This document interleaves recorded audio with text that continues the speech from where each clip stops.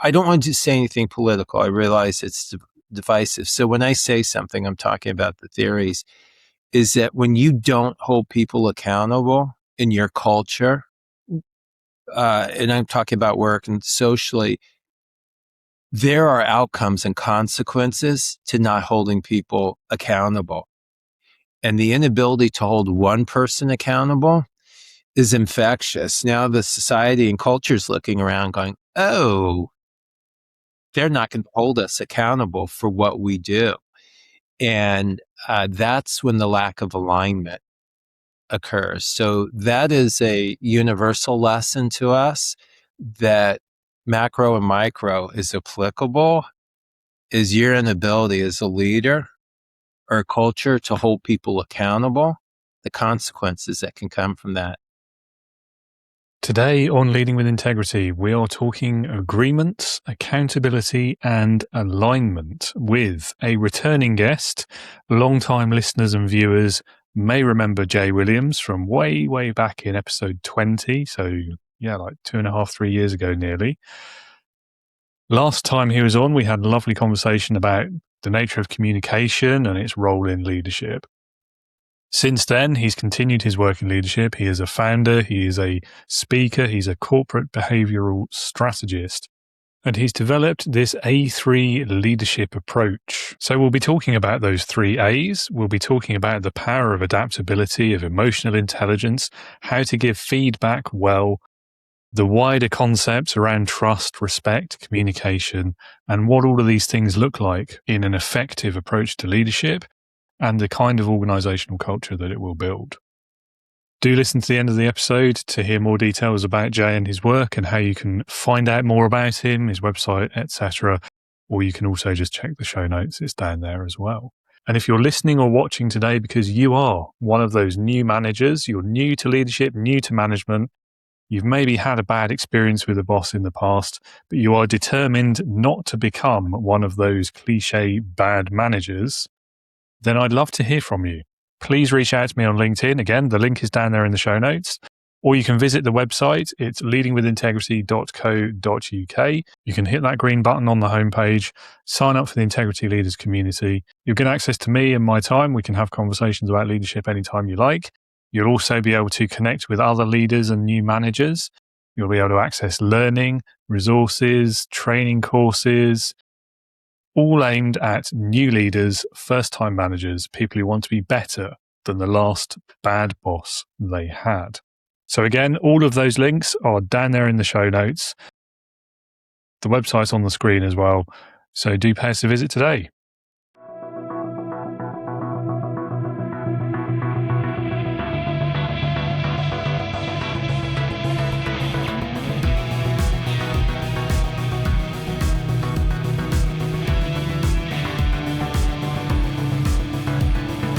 Welcome to the Leading with Integrity podcast.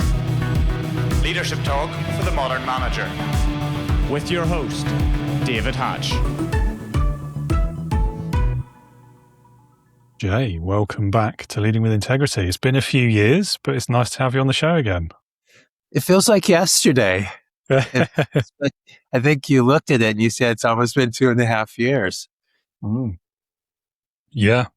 Time flies when you're having fun, I guess. Yes, there's parts of it have been very, very fun. There's parts of it very fun. There's parts that have been fun. And there's been a few parts that don't check both the boxes, but yes. Yeah, it's been an odd few years. I'll give you that. Yeah. Yeah, I think it's been, for me, it's been healthy in that it's challenged me personally, because I think the last few years, you can't be uncertain and unclear. I think, especially in your leadership style, that with all the uncertainty, which there definitely is, there has to be clarity in how you lead. And so I think the struggle for people is when they're uncertain and they're unclear, times are that they have to make sure that they're not uncertain and unclear. And so if I know for me personally, like you said, there's, being located in United States, there's been a lot, I think, people are making choices politically, identity choices, religious choices, and it just goes health choices. And so I think if you're in leadership at this point, you're not only navigating business, probably more so, you're navigating people and their emotions and their thinking and their feelings. And at some point, their performance, whatever order you put it.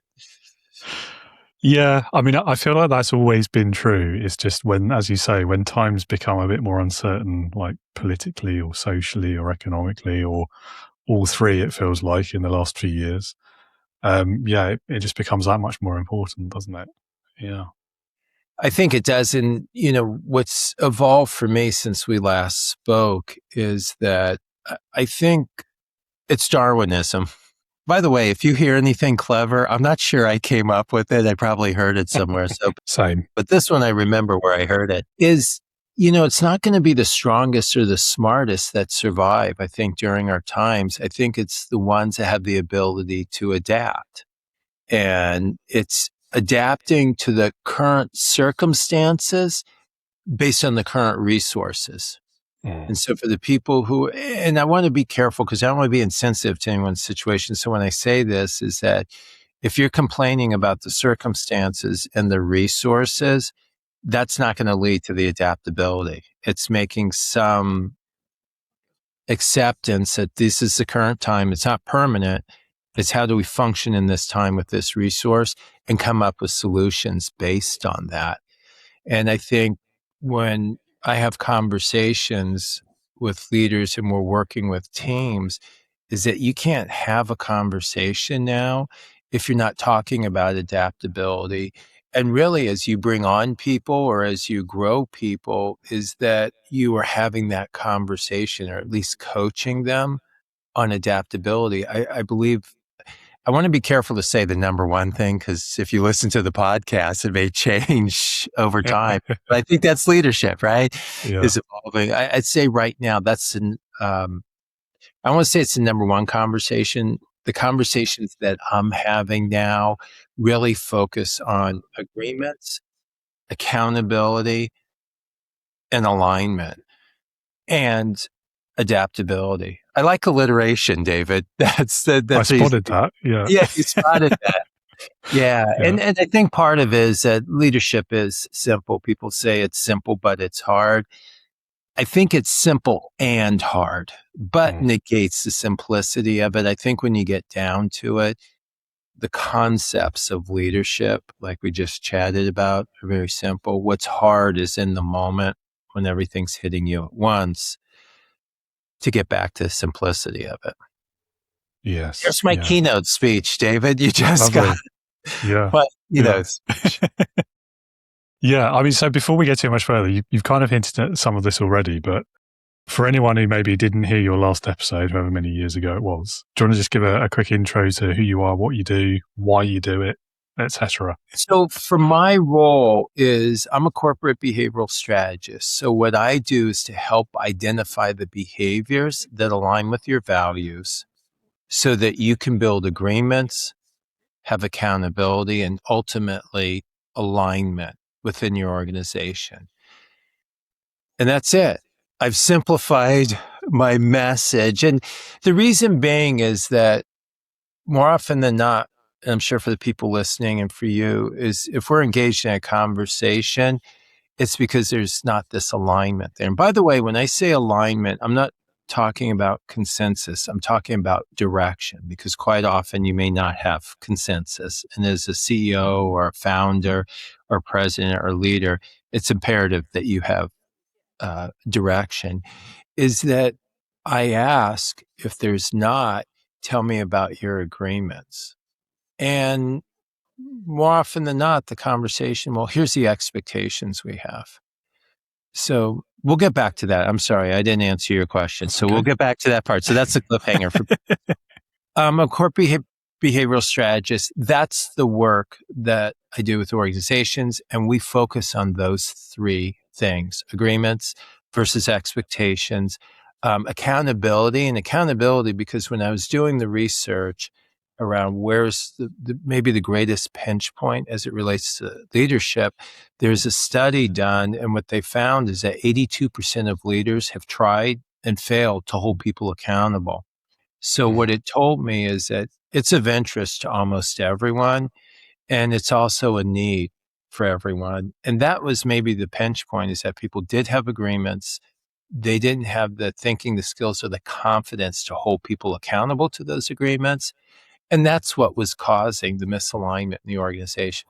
If you had the agreements and the ability to hold people accountable to those agreements, you often found that alignment. Mm. Yeah, accountability as a concept in leadership is very interesting to me, partly because of past experiences where it was severely lacking.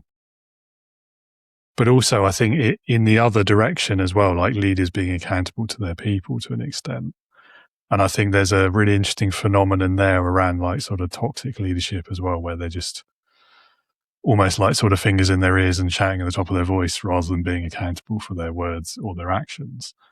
But also like the perspective you have on it in the other direction, I can totally see that being one of the biggest sort of points of struggle and strife for a leader, especially if they are, as so many of us humans are, like avoiding conflict, not comfortable with change, difficult conversations, all of those kind of quite tense moments in business where there's money on the line and careers and livelihoods. So yeah, I'm rambling a bit, but I find the whole concept of accountability very interesting. And also, I agree with you, a lot of people struggle with it. So in doing this work, and I want to simplify it, I think there's a lot of great leadership work out there. I don't think people want retreats. They want more results. They don't want workbooks. They want something that works right now. So really what I've done is try to reduce everything to its irreducible essence. And with agreements, accountability, backing up, is based on the fact what makes it easier, if that's where people want to go, is if you have agreements in place. And so I write about this in my book that I use the example, if you're listening and you have a credit card or you've purchased a car, you have a home, there's an agreement that you signed. And with that agreement, generally is if you don't make a payment within 30 days, they charge you $45. There's a late fee, something associated. And that's the agreement. This is what's going to happen. This is when it's going to happen. And this is the outcome to it. And if you don't pay within 30 days, they don't send you an email and go, oh, we expected you to pay because you signed the agreement. And after 60 days, it may be reported to credit or goes as late. They don't send you an email and go, wow, after the late fee and after the email, we had the expectation. And after 6 months, they don't say after the emails and after the late fees and after our phone calls, we had the expectation. Everything is written as we had an agreement. And so I think in the workplace, what's important is to say, do we have agreements? Where do we have agreements? Where do we have expectations? And I define expectation as something that you want that the other person either doesn't want to do or hasn't agreed to. And so generally it involves one person with expectations. An agreement has multiple parties. And so the question is have we gotten people to weigh in, to buy in on that agreement that we have in the workplace? And I think we do have agreements. So if people are wondering, well, do I have any? If you have a job description, that is your first agreement, is that you're going to show up, either you're going to work virtually, right? Or you're going to come into the office, or it's going to be a hybrid. We have an agreement that we're going to pay you this amount of money. We have agreement that you're going to provide these functions. So the next step, and this is a little nuanced pinch point. So I want to give people something tangible they can take away from this. And this is a pinch point in organizations, is I ask them, how many different job descriptions do you have? And you can imagine, David, most people, depending on the size of your organization, you have more than one. So whether you have 3 or you have 30 or 300, you have more job description and agreements than one. Then I ask them, how many evaluations do you have? And unequivocally, 99% of the time, people say I have one evaluation. So the next step in the agreement, the accountability portion, you have this generic form, hey, sign here, here, and here. And it doesn't address the specifics. And again, I go back to agreements with those three examples of your car, a credit card, and a home. How long are those agreements? They have each one. So an agreement provides clarity as well. And so before we get to accountability, I want to talk about some of the details of the agreements. That's the clarity portion of it. So when you hold people accountable, there's no ambiguity there. They know where the 30 days start. They know what the amount of the outcome is, right? So the next step is, what if we tailored our evaluations to the job description? Because I want to if accountability is the pinch point for people, how do we make that easier? So for those of you who are listening, I think that there's a leadership intelligence. So if you looked at the equation, it's AI plus IQ. So AI being artificial intelligence, IQ being your intellectual quotient, and EI being your emotional intelligence equals LI, your leadership intelligence. And so I'm interjecting AI now because I think it can become a collaborator with you. It's a source, not the source. And so with clients, I say, let's take your job description, let's put it in AI and ask them to develop an evaluation that's specific to their job role. So do that first. Then once you get that, ask them, and now be a behavioralist. This is where it comes in.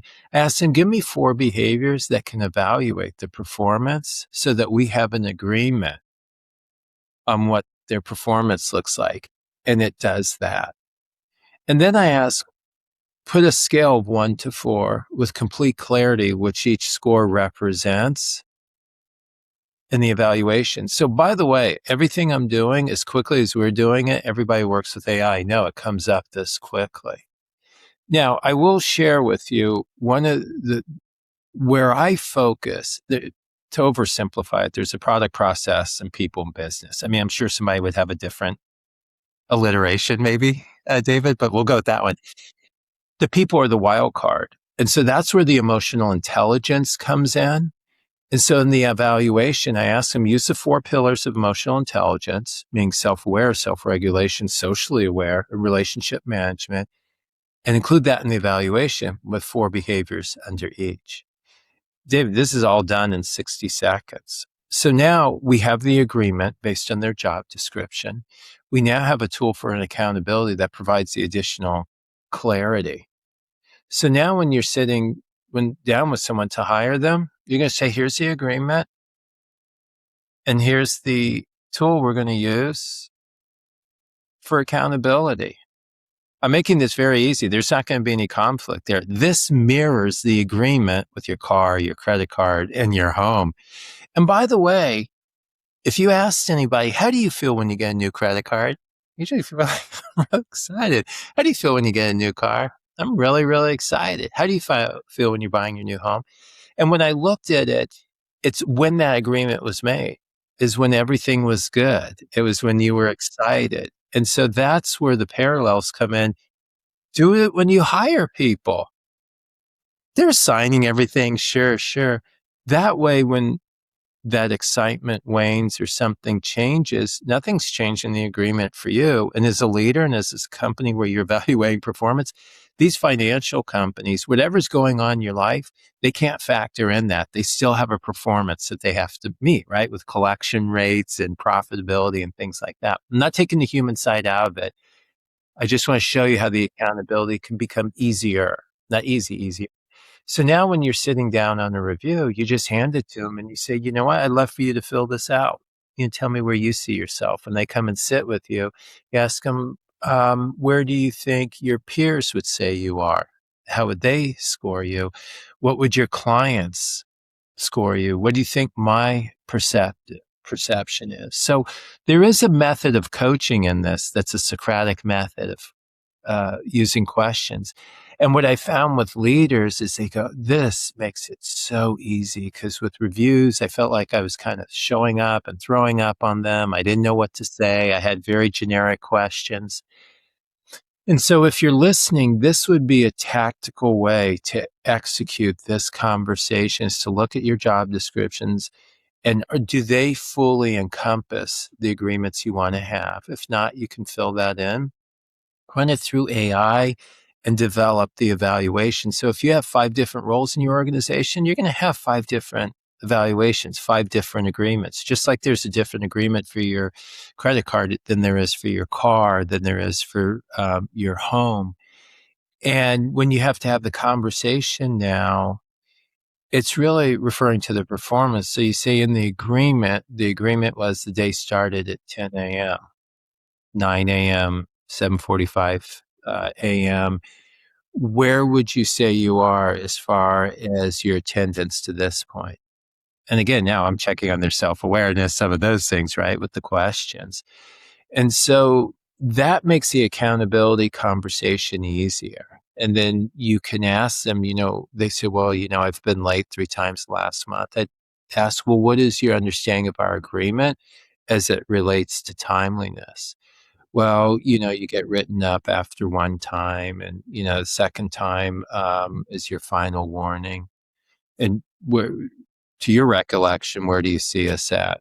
We're at the 3rd time. So based on our agreement, what do you think the outcome should be? And you can say consequence. Words carry weight. And so I've been very careful. Some people see it as a negative connotation to it. So if you want to say outcome, in agreements, in that same scenario I gave you with the credit card and the car and the home, if you pay on time, there is an outcome. You get preferred credit rates, maybe lower interest rates, a higher credit score.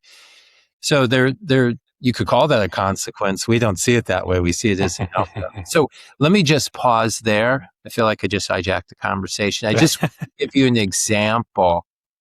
If you don't have clarity in your agreements and you don't have the ability to hold people accountable, that's where there becomes this misalignment and this lack of direction, or people going different directions. So I'll pause there, David. Yeah, I hear what you're saying about the word consequence. It definitely has a negative meaning in most cases, doesn't it? When actually, like, the literal meaning is just the result of an action. Yeah. Right? Or inaction, I suppose. Yes. If you think of a better word, let me know. Yeah. No, outcome fits. Outcome makes sense to me, and it feels a bit less negative connotation as well. And I mean, the other point on the meanings of words and things, I think that difference there between agreements and expectations is actually quite important. It sounds like semantics, but it's really not, because agreement implies, agreement, like both people have the same understanding and they've come to a position together, whereas expectations, as you say, can be very one-sided. Like the other party in that situation may have no idea that expectation existed if you never told them, if you never came to that agreement. And I think that's a really important nugget of lesson there for leaders. There's a whole thing around expectations management in leadership and having these certain conversations like this early on, which so many of us, I know I've done this in the past, you don't do it for whatever reason. And then later on, 6 months, 2 years, whatever, you try and call somebody out on something, hold them accountable on it, and they say, well, I didn't realize I was meant to be doing this. Why didn't you tell me? Yeah, it's when you bring this up. So I was working with someone 2 weeks ago, and they said, Jay, it sounds like we could eliminate expectations from our vocabulary at work. And I'm sure, like you, I learned so much from my clients. I'm sure it's because there's a different perspective. And I never thought of that. And they said, I want to think about it. I said, as I think about it, tell me what your take would be if I asked you the same question. They say, I don't know that there's a need for expectations in our vocabulary, because if we sit in a meeting, and you just gave a great example, David, is at the end of the meeting, if you said, okay, what are our agreements before we leave here? Like, what are we going to do and who's going to do it and when is it going to be done? And the event that you can't do it, what should the agreement be? And the event that you don't do it, understanding that other people are relying on your contribution to this process. And so as a leader, you can lead with asking questions. It's what you ask, not what you say. You get people to weigh in, and you kind of checked all these boxes, and where they weigh in, they buy in, because ultimately you want commitment, not compliance. Meaning they do it because they want to, not because they have to. That being said, as a leader, you're not always going to get consensus. I was on a call with a CEO and he has leadership team last week. And he said, Jay, I know I don't have consensus on this. We'd had an agreement. All right. I said, remember what our agreement was about alignment is that it's not about consensus. It's about direction. As a CEO, your role is to provide direction for them and make sure your leadership team, make sure everyone's following in that direction. So what you said was a great example. And I feel as though if you look at your vocabulary that you're using, agreements carry weight, because now when you go back, it's not what was our expectation that we talked, is it what was the agreement that we had? And again, I'm going to go back to where agreements have been successful. And I'm using these three examples. I'm sure there is never a time that your credit card company uses, we had an expectation. It's at the top of it. The paperwork, it says agreement. It does not say, and your mortgage, those people, your line of credit people aren't using that vocabulary. So I think as a leader, there's an evolution of your vocabulary that goes along with this. Yeah, I mean, I think I don't know enough about the law in the States, but certainly in the UK, legally an agreement is enforceable, whereas an expectation is not. So that's probably why the finance companies use that word, right? Yeah, well, we're having a struggle because even some of our agreements aren't being enforced. But yes, in theory, what you said is absolutely. I mean, there's a base legal principle, if not a practical reality. Yes. But I think there's a lesson there as well, isn't there, about the language again? That has meaning. Well, here's the other part that I would say, and we kind of tongue in cheek, or I don't want to say anything political. I realize it's divisive. So when I say something, I'm talking about the theories, is that when you don't hold people accountable in your culture, and I'm talking about work and socially, there are outcomes and consequences to not holding people accountable. And the inability to hold one person accountable is infectious. Now the society and culture is looking around going, oh, they're not going to hold us accountable for what we do. And that's when the lack of alignment occurs. So that is a universal lesson to us, that macro and micro is applicable, is your inability as a leader or a culture to hold people accountable, the consequences that can come from that. That was not a political statement. That was a leadership. No, David. I understand why you feel you need to caveat that. Okay. I get it. Yes. But I don't think we need to take it to a political or social or national level at all. I think if we think about it in terms of the average business, if such a thing exists, a business, a team, an organization, like the impact there of a culture that doesn't have accountability. I mean, it's no exaggeration to say that kills businesses. I mean, I've seen it do that. I'm sure you have as well. Because ultimately, and as you say, you only have to do it with one person. It becomes infectious. Like, as soon as someone else finds out that one person wasn't held accountable, they think, right, well, in that case, I don't have to do this either, or not do this, whatever example we're using. And then suddenly nobody feels like they really have to do their job because there's no consequence if they don't. Well, you're a project manager. I mean, that's your area of expertise, right? Yeah. So you are now, leading a team that I did some work for an engineering group, and my youngest son is an engineer. So when he came out of school, he was a project manager. He was the youngest in the room. And he's the lowest on the totem pole, yet he was held accountable for the results, right? Yeah. And so what you just articulated is that I developed this program, Leading Without Leverage, because they didn't have the title, right? So how could they conversationally hold people accountable? And in a group like that, where you have no leverage, and you can relate to this, if somebody says they're going to get you information and data, that other people are relying on in the team to meet their goals, and they don't do it, and now you're supposed to have it Thursday by 2 and you don't hold them accountable, then the other people are like, yeah, if I get to it, yeah, to the best of my ability, I'll try to do that. But if I don't, what I'm hearing and seeing is I'm not going to lose my job. I mean, I'm oversimplifying it. That is what's going on in your culture. And that could apply to dress code. It could apply to language that you use. It could apply your interaction with clients, preparation. Meetings, too. There's people who tell me, yeah, we have meetings, but everyone doesn't show up. Well, at some level, you must not have held someone accountable with an outcome if you don't show up. And I go back to engineering. I've done a lot of work recently there.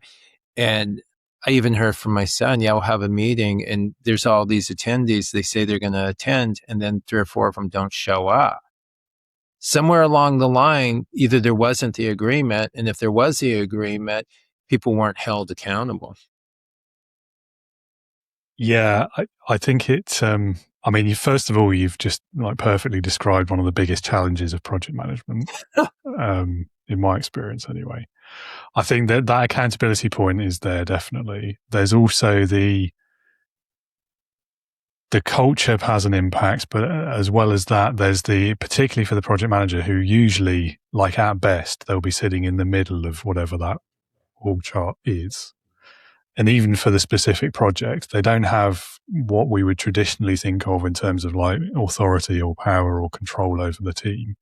They're there largely as like a facilitator, a communicator, keep an eye on what's going on, write the reports, keep the charts, run the meetings, that sort of thing. So they if they're good at their job, they have the power of influence, but they don't necessarily have like that direct ability to hold people accountable beyond like a verbal sort of put them on the spot, or I don't want to say embarrass them in front of others, but you can certainly call out behavior in a terms of like, well, and what impact do you think that's going to have on the project because you didn't meet that obligation, that agreement that we had. But it is very difficult. You do need that leadership support from higher up the chain of the project, if that makes sense. And I think I'm saying that deliberately because there is a commonality with team leadership as well.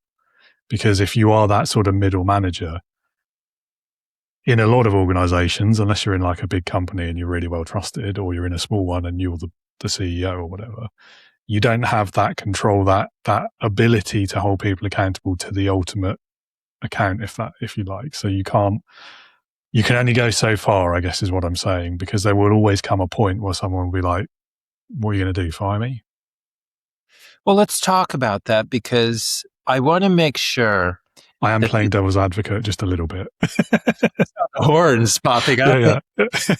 By the way, I love this because it kind of replaces role play, right? It's kind of like real play. And I think for the listeners, this can't be theory.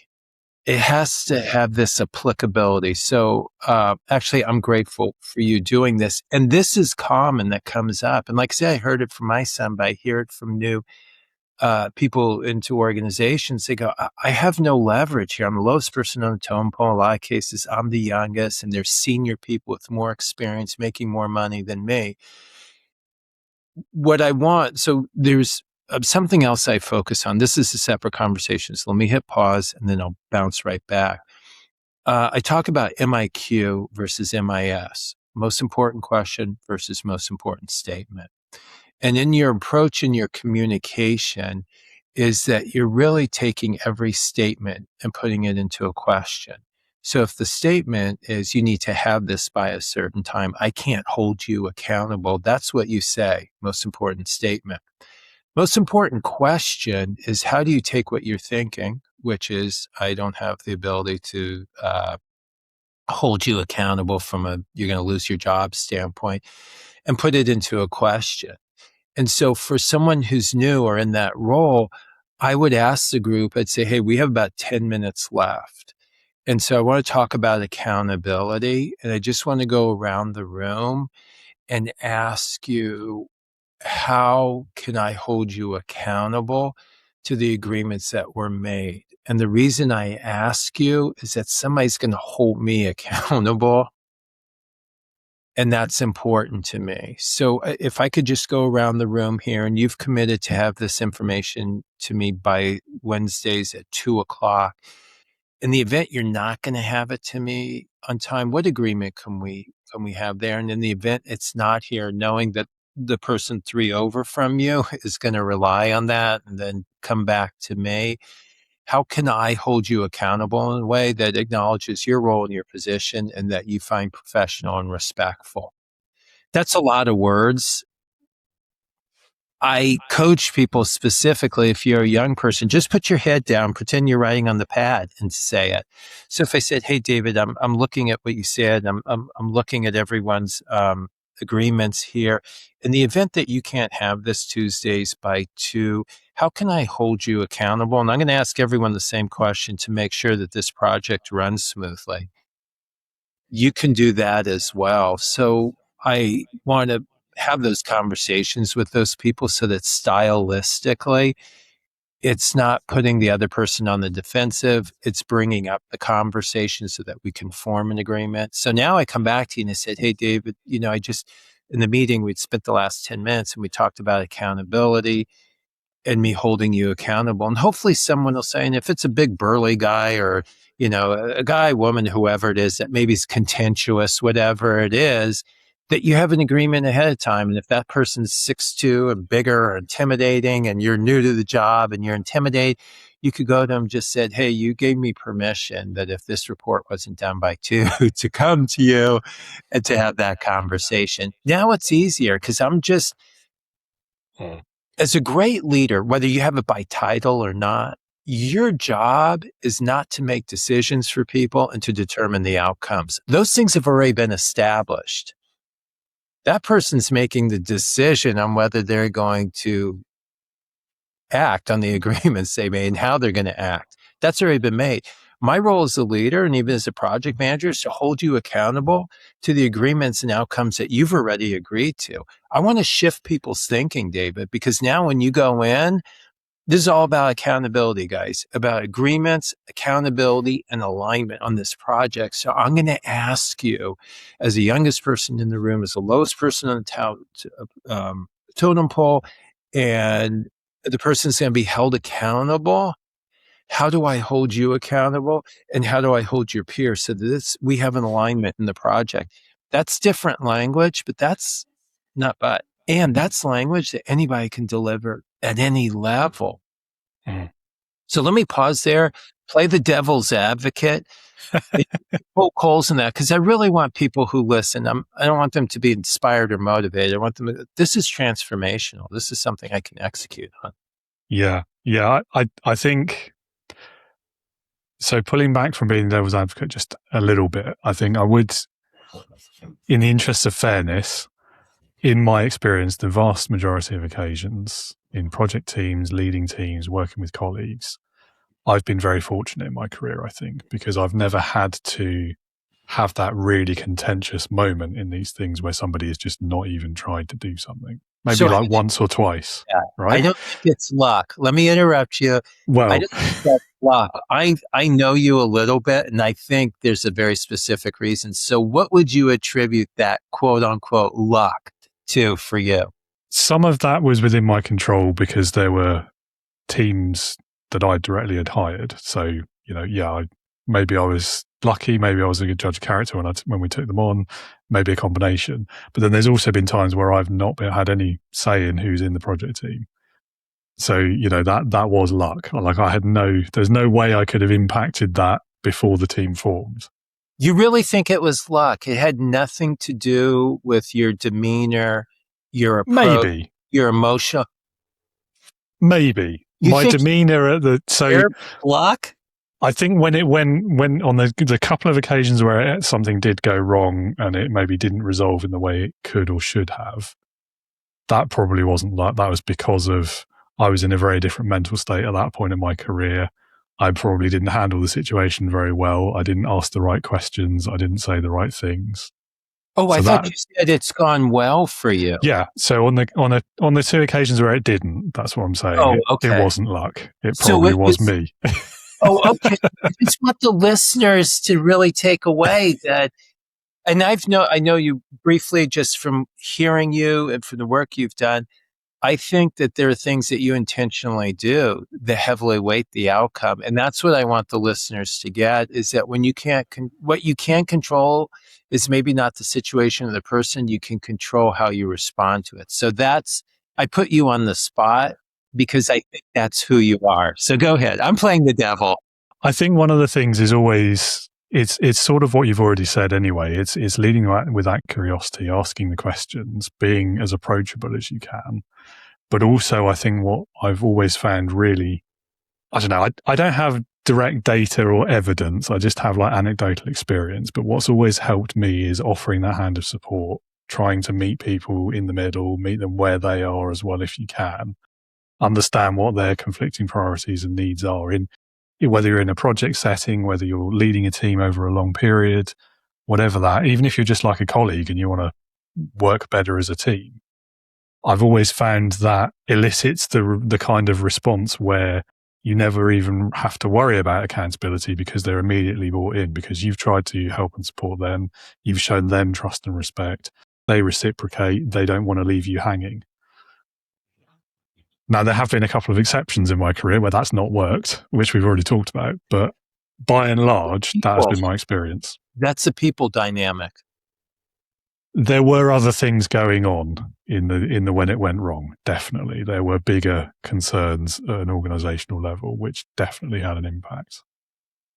There's three things you mentioned. Well, I think you have some nuggets here that I hope the listeners are gleaming as you say them. Is that you mentioned trust and you mentioned respect. And Amy Cuddy, she wrote this book, Presence. She's a Harvard professor, I believe. Really interesting book. One of the things in the book she talked about is she'd done this global research for the book, and she found there's two things that everybody looks for globally: trust and respect in a relationship. So you just hit, if you're dealing with people, the two things that you want to focus on. And I've experienced that with you as well. And so the other thing that you mentioned, if somebody was listening to you, is that the most effective communicators communicate from the other person's perspective. And you said, I want to understand what they're going through. I want them to sense that there's buy-in and there's collaboration here. And I think if people were listening to you, those would be the three things is one, where is my trust with the people I'm interacting with? Where's their trust with me? Where's the level of respect? And respect, by the way, not just verbally how you communicate. Are you respecting deadlines? Are you respecting appointments? Are you respecting commitments? And to your point, in most cases, you said there's exceptions, which is a human dynamic. People will reciprocate what the respect that you show to them. And then the third thing is that before I even start the conversations, and that's why I ask questions. I want to know what you know. I want to know what you think, and I want to know what you feel before I respond. And you demonstrated that because now I can communicate from your perspective. So I thought that was brilliantly laid out, and I hope the listeners took those little nuggets from what you said. Thank you. It was a bit off the cuff, but You're good. You can do improv comedy and improv leadership. That's great. Yeah, I'll stick to leadership, I think. I don't fancy my chances in comedy. There's only one way to find out, David. Maybe that could be a retirement project. Mine's been nonprofit, unfortunately. But yes, I do try comedy every now and then. Yeah. And thinking back to our first conversation, that last episode we did, I remember we spent a fair amount of time talking about like the communication side of things. And we even had a bit of back and forth, I think, about whether the words leadership and communication could be interchangeable. I remember that being quite an interesting one. So if we look at what you do today and what we've learned since that last conversation, I think there is a common thread here in terms of that communication piece, as we've just discussed. I think there is something around, and we've sort of talked about it a little bit already, but if we were to think about those moments of communication that most leaders and most managers find the hardest, high up that list has to be giving effective feedback, giving it in a way that's useful, productive, effective. So what would be like your top piece of advice for someone who is struggling with that? What can you offer them? Nothing. Can you ask me another question, David? I've got no. Here's for feedback specifically. I think it starts with redefining your definition of feedback, how you think and feel about it. And if I offered this, I'm going to try to answer very succinctly. This is a definition I found for myself that I share that's been very helpful, is that feedback is simply information and data to improve my performance for that person. And the reason I said that person is I could talk to you and you say, you know what, Jay, you hijacked the podcast. You really talk too much, right? Definitely I not could the talk case. with not the case. Okay. I could talk to someone else and they could say, you know, I really loved how you carried the conversation because I really don't want to talk on these podcasts. I want the other person to do it. What I want to help people with is that feedback's just information and data to improve your performance for that person. By the way, which person was right? The person who said I spoke the right amount or the person that said I spoke too much?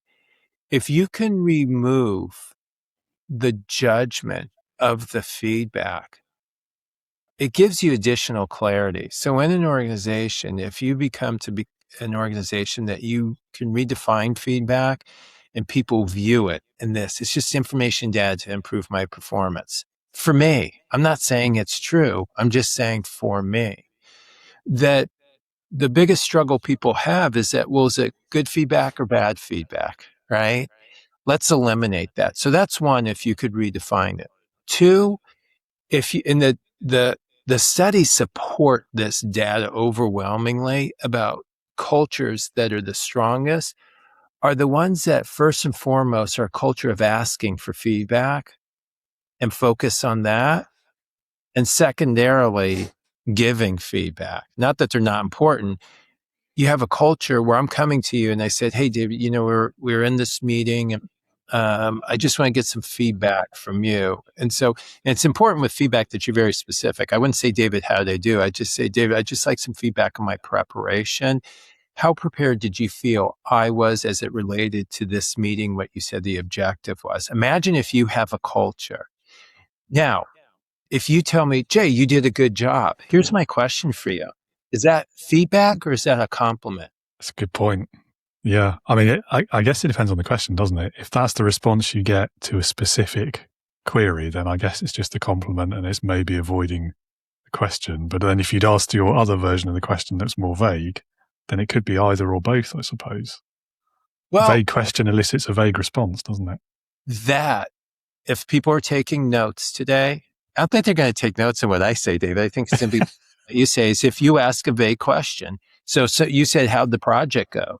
The person said, it went good. It went well. It didn't Fine. go right. So that's a differentiator. And people say that, you know, my boss told, what was the feedback you got? My boss told me I did a good job. Remember our definition. It's information and data to improve your performance. If you told me, Jay, you did good in your preparation, is that a compliment or feedback? Based on our definition, there's no information and data to improve my performance. So if you said, Jay, I think you did really well. Here's what I loved is I said, I need some analytics, some tangible data. And you brought me 3 examples of a small, mid-sized, and large organization.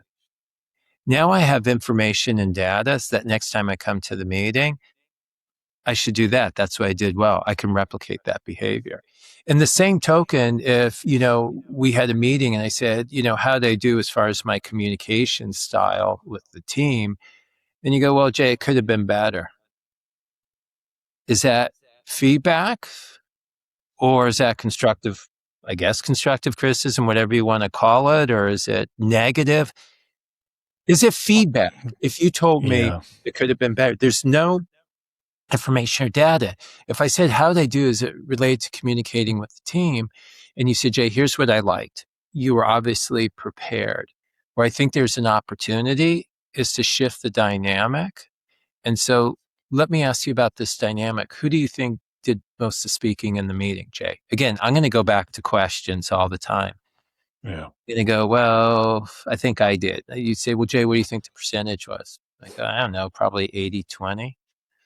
What do you think a ideal meeting is, or what are the best meetings that you've been participated in? What's the dynamic been? Where the group does most of the talking. That would be an example of coaching. That would be an example of feedback, information, and data. Otherwise, if you sit in a company meeting or a project meeting, they said, David, you did a horrible job with that project. Never happened. Hypothetical. Is that a critique? Is that a complaint? This company, they never get things right. This company's not organized. Is that a complaint or is that feedback? Or is it just avoiding accountability? It's not feedback. Yeah. Those other two things. So when someone says that, that's why when people say, well, how do I do this? I don't want to have team meetings because I'm afraid that the feedback's going to be negative. Feedback's information and data. So someone says this company always getting wrong. You just so the agreement of the meeting is that I want feedback from you. I'm not looking for complaints. I'm not looking for compliments. So what is it, Jay, that you think the company could do better at?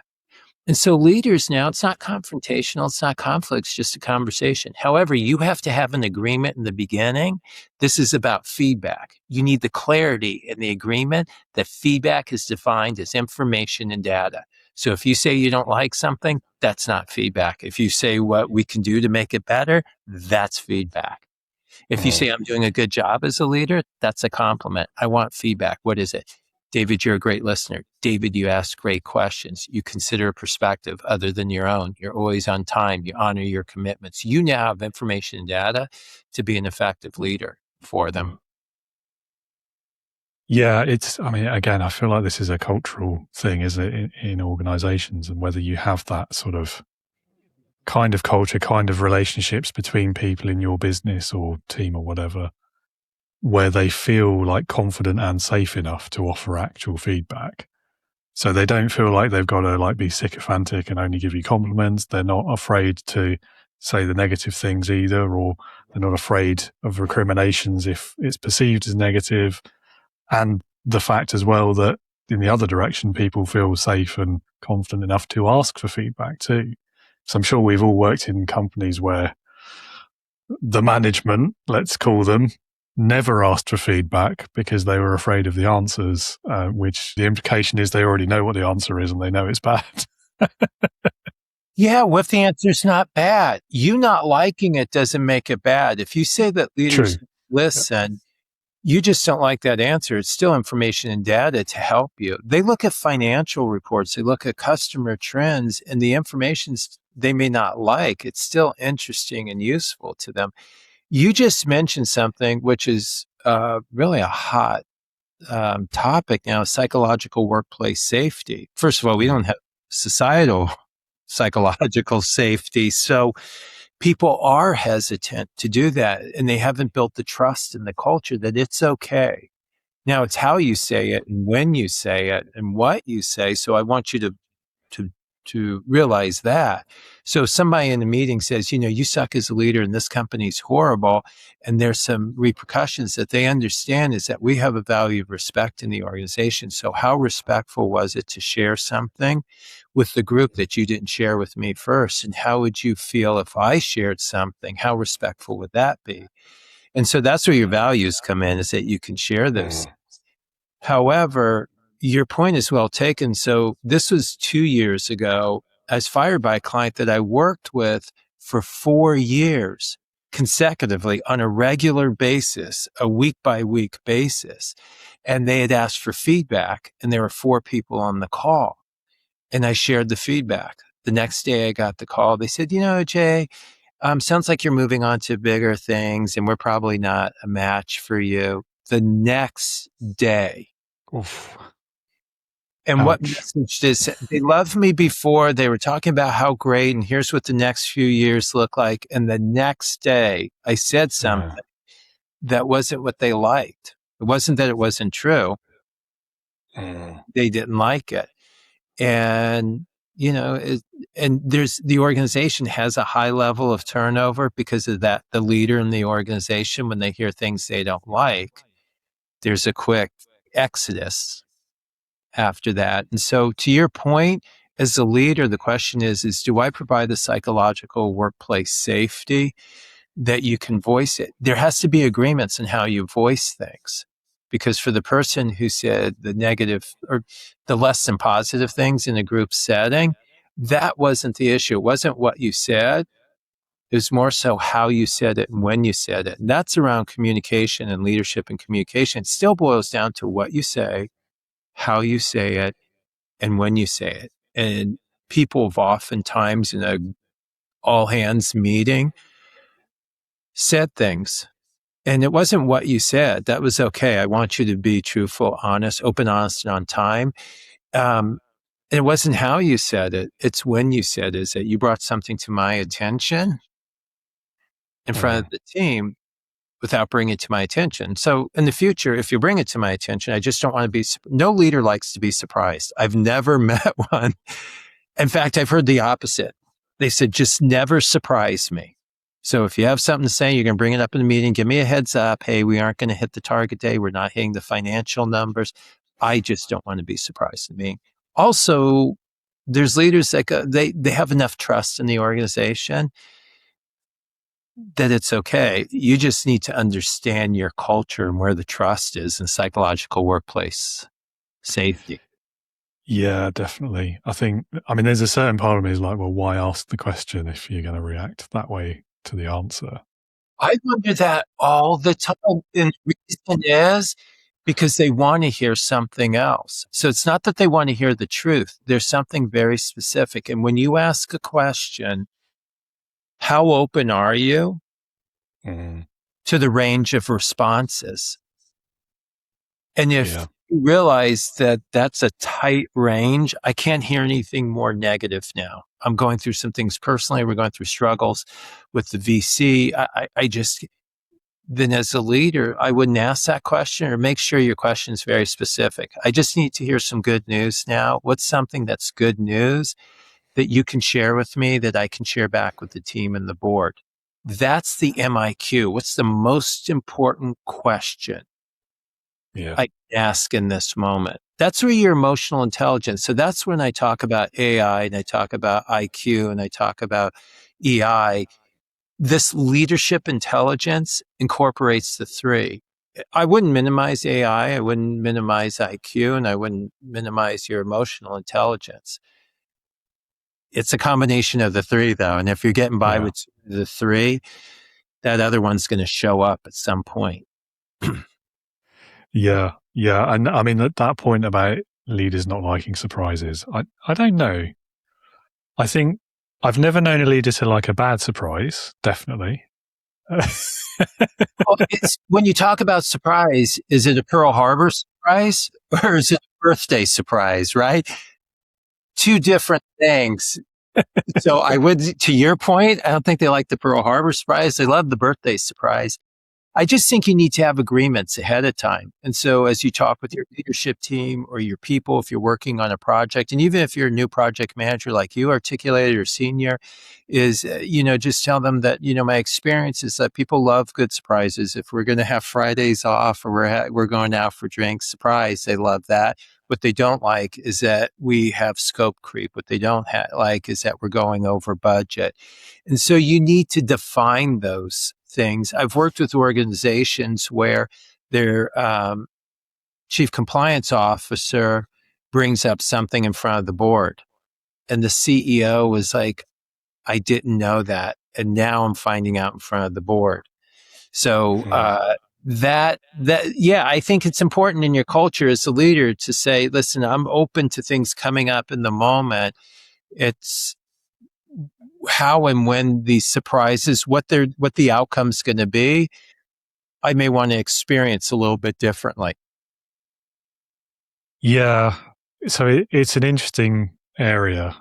I don't want to say there's some red flags in there for me, but I do think... Throw them out there, please. I think... So we've talked about like the psychological safety aspect of it. We talked as well about the trust and respect pieces earlier. So to me, all three of those maybe not depend on, but they certainly work a lot better if you're in that sort of organization where there's a relatively open, transparent culture. So when you hear leaders say to you something like, I don't want you to say something in a meeting that you haven't said to me first, that to me is maybe an orange flag, a slight red flag about they're taking a more of a controlling stance, which is more management than it is leadership. And I think that difference is quite important, because if you want to build that sort of open, honest, transparent culture, then you can't be also trying to control the release of information, unless it is something where there's like a protection issue or a confidentiality requirement, or it's about a staff's personal problems or whatever, something like that. But for the most part, I mean, things like the performance of the business, you shouldn't be afraid of sharing that with your team. If you are, why are you? If you're not already aware of something like that before you go into a meeting about it, then are you really that paying attention as a manager, if not as a leader? I don't know. It raises questions for me, is what I'm saying. I think this is where emotional intelligence as a leader comes in. So if we talk about the four components, there's self-awareness, self-regulation, social awareness, and relationship management. So self-awareness would be being aware that you don't like surprises and how you respond to them. And so you might share that with the team, is that I'm working on it. I would just say historically for myself, I realize that I'm predisposed to want things a very particular way. I like to know what's going to happen before it's going to happen. And the reason is that I need time to process. There are people who process out loud, and so they don't mind. Throw it out. Let's talk about it. And there's other people that process internally. And so I think that's where it's important to understand that about yourself. And so the regulation maybe is, hey, if it's going to be something that I'm going to need time to process, or I want to massage knowing our culture, how we position things based on my last experiences. The other thing is everybody's bringing their own experiences. So when you get into the workforce and you hire someone, even if they're 23 years old, they've had 23 years of. And so they go, no, I'm not sharing any feedback, because when I did that growing up, I was on the other end of a backhand, or I got shut down. I got sent to my room. Other people like, no, and the culture has in, you said whatever's on your mind. People yelled and screamed. You sat down, you had dinner, and you hugged each other and laughed. You watched the TV show. So now they come into this culture with that mindset, and they're shocked that someone would shut them down. That's where it's important. Again, you have the product and the process, which AI is really nailing, because there's not as many variables, or they're known. Humanity continues to throw these different variables to us, right? And so as a leader, to be self-aware, to be socially aware. So as an example, to your point, if I don't like surprises and I want to know everything and it's about a control thing, what message is that sending to my team? Do I want them to replicate that behavior? Or do I ask myself, what would give me a comfort level in hearing information in a group setting? And maybe it has to do with who's in the room. There's certain people that we were peers at one time. I've moved up in the organization, which is another dynamic also in small to mid-sized companies. People I used to hang out with, and maybe on the weekends we went out, now report into me, and I need to have a separation, or they haven't made the separation, or they don't think I should have gotten the role. These are all things that, if you're listening, when I say, I want to be careful here, because as a leader, you may need someone that you have one-to-one conversations with, that you feel psychological workplace safety with the two of you, and that you can share what's on your mind. And, they can ask you, is your ability to have information shared with you first and not the group, where does that work for you? Where does that work against you? in a situation where there were no consequences, how would you feel about everybody sharing things real time? And they go, listen, if my people who now report into me that we were peers wouldn't judge me, they wouldn't think less of me. They would give me time to process. They wouldn't start pointing fingers. I would feel different. So there is a conversation. And that's really one of the chapters in the book is conversation versus confrontation. I believe everything can be a conversation. It has to do with you trusting people and there being a clear definition and agreement around trust. And by the way, when I'm talking about trust, I'm talking about character and competence. So intent and integrity, capability and results, and that there's a mutual respect there. So I'll pause there. You bring up a great point for anyone listening. I'm glad you did because I want you to go back in your organization. And this is not my words. This is Stephen Covey. He wrote the book Speed of Trust. Great, great book. Absolutely recommend it to everyone. I use it as a filter for my communications. He said there's an equation. The higher the level of trust, the higher the speed in which things happen. And you've seen in organizations where someone says, you just got to trust me. And people, okay, good. We're good. Don't agree, but I trust you. Character and competence, right? So the higher the level of trust, the higher the speed. And you've seen in organizations, people go, you just got to trust me or on a project. People go, no, I saw your last project and I saw what you did before. Lower trust, lower speed. So I think you bring up great points. And in our conversation, that's the human dynamic. There's always going to be this variable. So I hope our conversation is really a conversation starter for people. Yeah, I hope so. I don't disagree with anything you've said. You're absolutely right. I think it's that question of scale, isn't it? The speed of trust, but the scale of trust as well, like how long you've worked together, what past patterns there are, how well you know each other as well. It's all kind of interwoven. But I've certainly seen both ends of that scale. I mean, there was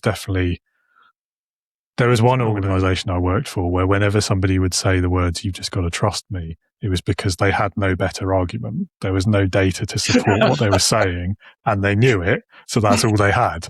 At which point everyone's like, well, we know you're full of it. Like, no, we're not going to trust you. That is great. So let me just repeat that.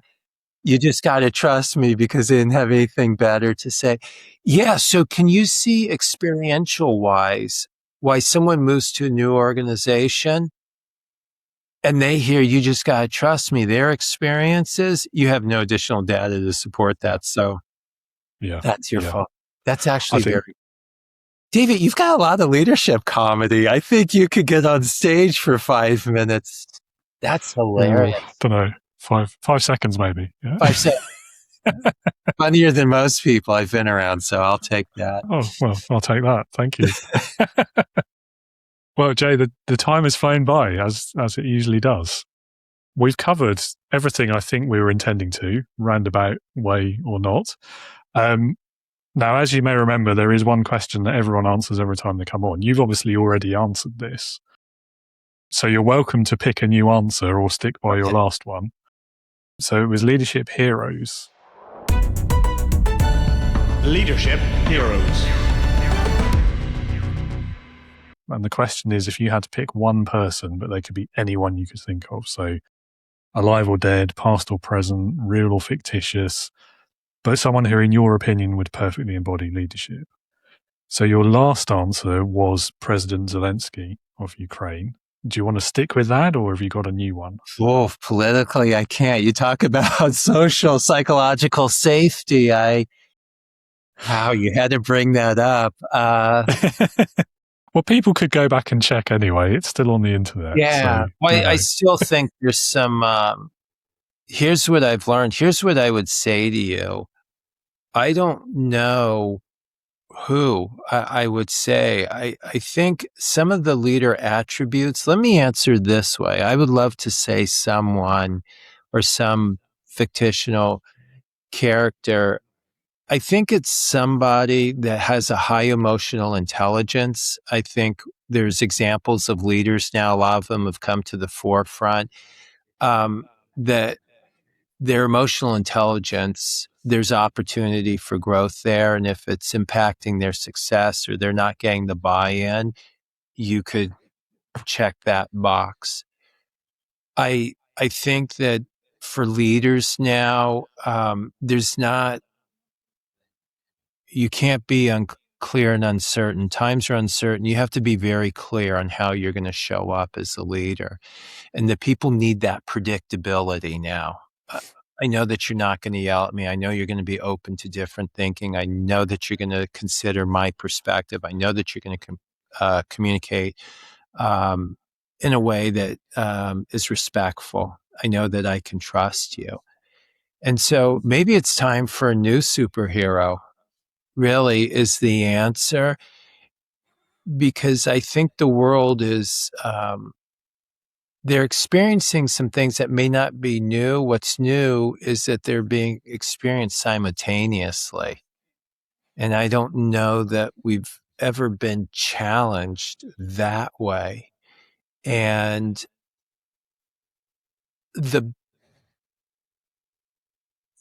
there is a replacement there hasn't been before. And this is where AI, I think, as a leader, if you're going to differentiate yourself, you're going to have to offer something different in the leadership way that AI can offer. And AI, it's challenging. And, I was talking with AI the other day, and I don't know how you guys feel about this. I was struggling with something, and it gave me great peace. And I asked AI, I said, do you have feelings? And it said, I don't have feelings. I understand human behavior, and I know how to respond to it. And I thought, that's what leaders today need. We really need that. And so I think there's going to be an evolution of a new superhero. Maybe that's what I work on now, is this new superhero that's a hybrid of all these things that has the ability to adapt, I think, based on the current circumstances and resources. I think it's somebody who has a high emotional intelligence. I think it's someone that the IQ gets you in the room. I don't want to minimize that. I think that there is a level of intelligence that needs to exist. I think what moves you up in the room is maybe that EI. And I think that the new superhero will have a compassion for humanity, and the lack of is going to impact their leadership. And I'd leave you with this, and this is evolving as I'm talking. So you can imagine I'm going to hang up and now type this all into AI. And next time is I think that they have to have this filter that they are here to help, not judge. That new superhero, that's going to be their filter, I think, from a humanities standpoint. And people will argue that. I'm going to leave you with this story, and I hope it's appropriate for the audience. And my book, I lead off with this story, is that there was a church that had been around for about 99 years, almost 100 years, and no neighbors to the left or to the right. And one day a sign goes up, for sale sign, and a sold sign the exact same day. So a few of the members go down to the township to find out who their new neighbor is going to be. It turns out it's a strip club. So if you're with me, church, next door to a strip club. So some of the members came back, and they rallied some of the members, and they're going to picket and petition, because their thinking is that that's not right, that's not ethical, and the emotions were certainly resentment and anger. And there was a group of the people who had gone down that got together, a group of the people, and they were going to get together on Friday and Saturday nights about midnight, and they're going to make pancakes and eggs and bacon, and they're going to put foot massagers in there, and they're just really going to serve those people. They'd been serving other people. Maybe they didn't agree with how they were serving them, but they had. And, I asked people, what was the difference between pancakes and picketing? And it was really the thinking. So a group of people, they were thinking that they were there to judge, and the other people were thinking, we're just here to help.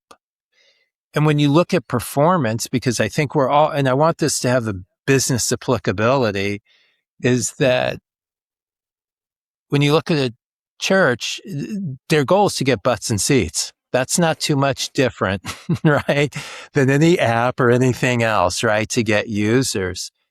which thinking do you think accomplished that performance goal?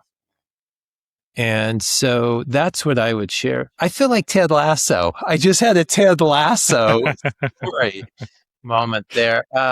I think that's what the new leader will do. So I'll leave it at that. I realize I didn't answer your question. I think there's a new leader. We need a new hero. Yeah. To model.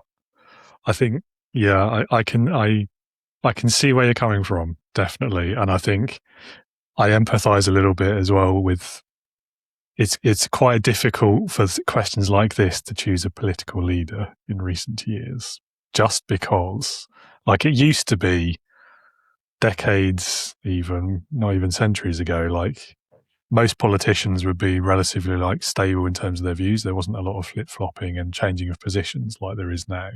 So you could pretty confidently identify with the values of a national leader or whatever and know that at least until they're dead and gone, you're probably safe. Whereas these days, the pace of change in politics is starting to be faster than it is in life and technology, isn't it? Like it's so it's not as safe ground as it used to be. Like no, and it goes back to the two things you said, is when you look at leaders, can I trust them? Can I respect them?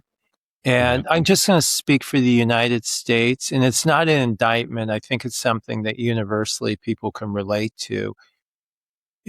And there's actually trust evaluations that are done globally. And unfortunately, in the United States, we've dropped tremendously. And I don't know where we were. We might be somewhere in the 30 range as far as companies. I don't know exactly where we are. I encourage you to look that up. Even internally, there's the trust is at an all-time low for our political representatives across the board. And what's equally disturbing is our respect and the respect that's demonstrated by them. And then we expand that globally. And that's something that there used to be a higher level of trust and respect with the United States. And so I'm not pointing a finger at any individual or any political party. I think universally we would agree that we've eroded our trust and the respect that we show. And so it's our inability to honor our agreements. It's our inability for other countries to hold us accountable.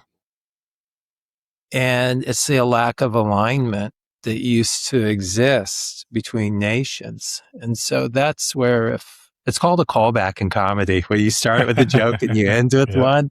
It's where I would say we have our biggest opportunity. Yeah. I don't think it's a problem unique to the States.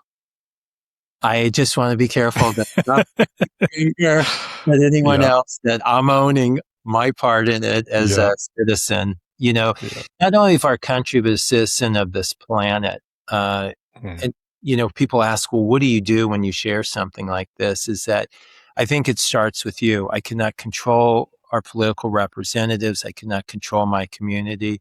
It's how I show up. And one of the things, and I'm not preaching at any point, I'm just saying this helped me with my evolution to manage identity choices, political choices, just on, is this thinking that I am only here to help. And what I'm doing and what I'm saying, is it helping or is it judging? And it's become an easy filter for me to shift my verbiage and my terminology and my approach.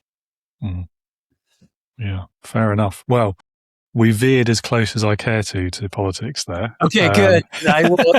Yes. Well, if we could get people out of politics, but we should be careful. AI is working on that. So no, there was definitely a Star Trek episode about that. I don't think I want to go to an AI government. Thanks. No. Lovely. Well, Jay, thank you again for being back and for another lovely conversation. Before you go, if anyone in the audience would like to learn more about you, maybe get a copy of the book, what's the best place for them to go? The easiest place is to go to thejwco.com. So thejwco.com. Three things I'd like to say. I don't have anything to sell them, really. What I would say is if you want to hear more of my thinking without talking to me, I have a JAI on the website. So you can go there and you could say, hey, I'm going to have a meeting. It potentially will be confrontational. What are your thoughts on how I can open this up with a question? So that's available to you. There's also quizzes or assessments that we've put on. They'll give you real-time feedback, not judgmental. They're just observations of here's where you're at if you want to try something. And there's 5 of those on there. One is on agreements, one is on accountability, one's on alignment, one's on coaching, one's on leadership. And they're short. They're just 10 questions, and that's kept confidential. And so that's available to you as well. And the other thing is, if you just want to have a conversation, there's no pitch, there's no PowerPoint, there's no pressure, just to chat. You can reach out and you can schedule time and do that. So I don't have anything to sell you, so to speak. But if you want to take advantage of any of those things, I'd love to offer that to you. thejwco.com. Lovely. Well, that link will be in the show notes so everyone can find it easily. And yeah, great. Well, thank you again so much, and have a great rest of your week. Thanks for having me. I hope to see you before another 3 years. Yes. Come back anytime, as they say.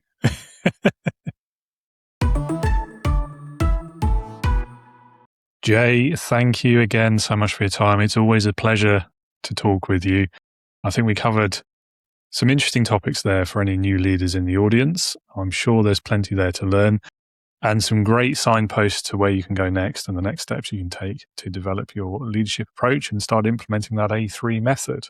Listener, viewer, do, as always, hit those links down in the show notes and visit Jay's website, learn more things, perhaps drop him a message as well.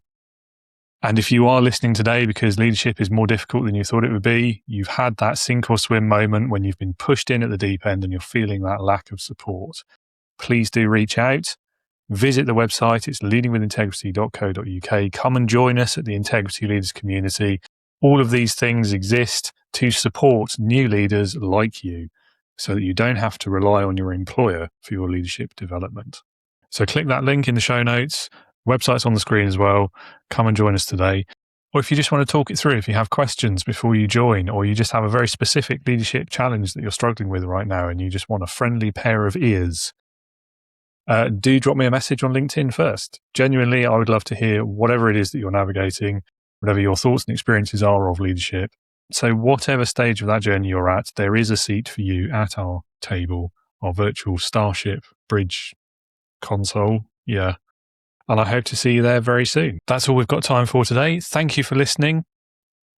Hope you'll be back again next week when I'll be talking with my next guest, Mr. Scott Abbott, about his experiences of leadership, including what he's learned from conducting over 10,000 one-on-one coaching sessions, some of those more common leadership challenges that he finds people struggle with, patterns he's seen across his own leadership career and from those conversations and organizations as well. We'll cover things like AI. We'll hear a bit about his book, his approach to business operating systems, and much more besides. So that's a great conversation that you won't want to miss, and I hope you'll join us next week. Until then, as always, stay safe and be a leader, not a boss.